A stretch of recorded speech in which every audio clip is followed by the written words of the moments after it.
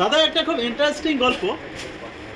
প্রথমে যখন খুব শুনছিলেন খুব মনোযোগ দিয়ে জিও ধান ধানা ধান, তো আপনাদেরকে একটা খুব ইন্টারেস্টিং গল্প বলি। একটা চিড়িয়াখানায় মালিক একটা কী করলো, একটা চিড়িয়াখানা খুললো। তো সেখানে তার সেই চিড়িয়াখানায় টিকিটের প্রবেশ মূল্য হলো 50 টাকা, কিন্তু সেখানে কোনো কাস্টমারই হচ্ছে না, কেউ দেখতেই যাচ্ছে না, অনেকটা বেশি বলে। শেষবেলায় কত করলো টিকিটের মূল্য? 25 টাকা, তাতেও কাস্টমার হচ্ছে না। নিয়ে করলো কত? 10 টাকা, তাতেও কাস্টমার হচ্ছে না। চিড়িয়াখানার মালিক একদিন একটা ফোন দিয়ে আটলো। কি আটলো? যে চিড়িয়াখানাটা কি করলো, সবাইকে ফ্রিতে দেখাবে।